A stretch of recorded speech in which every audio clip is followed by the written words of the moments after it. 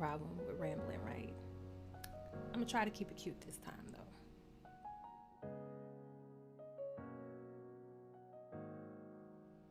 So, if you follow me on social media, you already know that the name of the book that I'm working on now, my next project, is Behind the Scenes.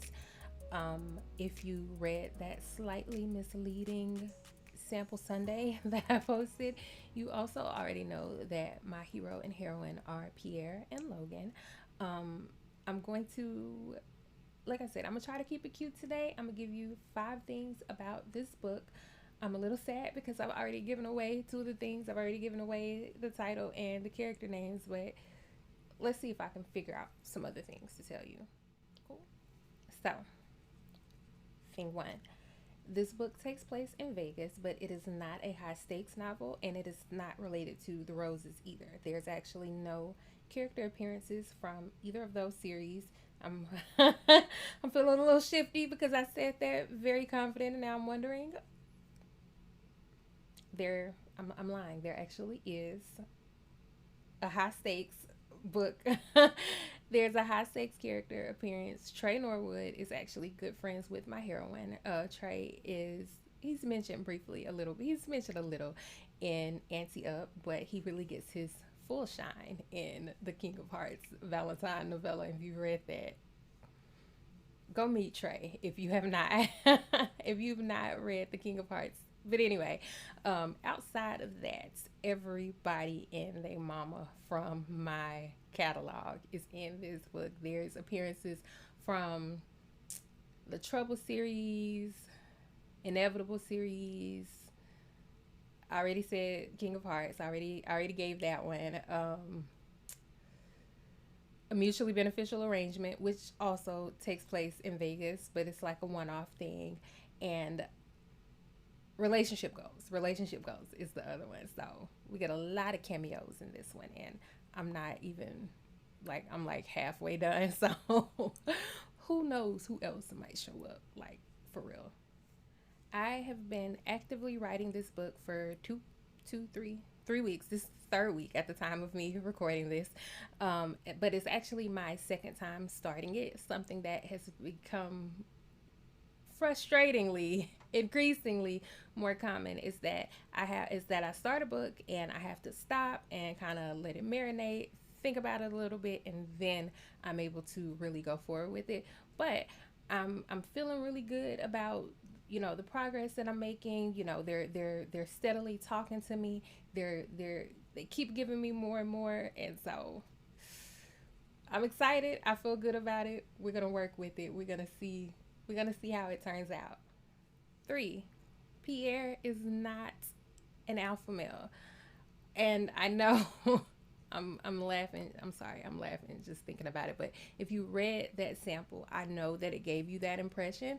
But that reception to that sample actually threw me completely for a loop. So, I just told you guys that this was my second time starting this book, right? Well, in the first iteration of this book, he kind of was that type of character. He kind of had that, that bullheaded asshole type of energy. Like, that was him. But I think that's part of why it wasn't working for me, because that's actually not him. That was actually not his correct characterization. And in that scene that I posted, he is having a moment, but I really just like that he offered to take her clothes off. Like, I wasn't I feel, and I kind of feel bad. I feel so bad. I feel 2 ways about it. It's like, in some ways I kind of feel bad because I didn't want to give the wrong impression about him. But on the other hand, Pierre is like, oh my goodness, he's such a I really, really like Pierre. He's such a soulful, kind of very earnest kind of guy. He is humble to the point of like self-deprecation, and he's not what that sample gave him the impression of being, but to me, personally, so much better.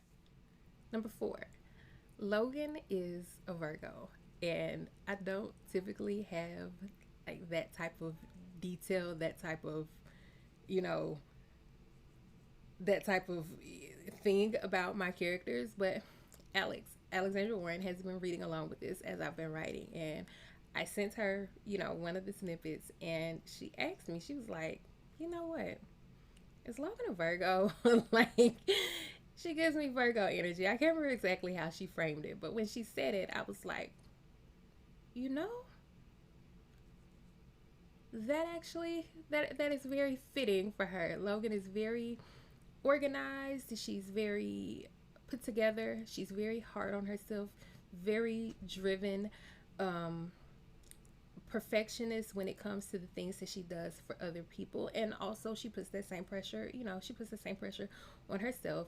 But if you bring she's the type of person, if you bring her on board to do something, she is going to make sure that it gets done, and like done because she's not gonna put her name on no halfway efforts. And so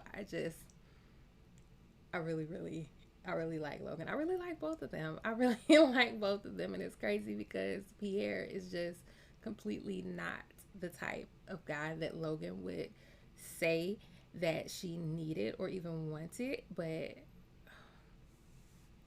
heart. Number 5, jazz hands. This is gonna be the longest thing I've written in a while. Like maybe a year, almost definitely almost a year, maybe more depending on where it lands. My last book of what I think is going to be a similar length was Equivalent Exchange, which wasn't that long. Like my longest things have been like Anti-Up and the Connecticut Kings books, which are like that 120 130K range. So I don't know, like they keep giving me more and more and more, and I'm really so into them, and I'm really hating the drama that I know is coming between them, because I just want them to be in love and happy, and I just want everything to be warm and fuzzy, and I don't want them to be sad, but I don't make the rules, so I gotta give it, I gotta give the story what they give me, but I'm not happy about it. Anyway, that is my 5 things about behind the scenes. If you want to know more, you'll have to read the book when it comes out this coming fall at some point. whenever they get tired of me, it'll come out. But in the meantime, let me know which one of those 5 things made your reader senses tingle the most. Oh my god, that was so corny, but I like it, so I'm leaving it. Let me know. Leave those comments. I want to know. Bye.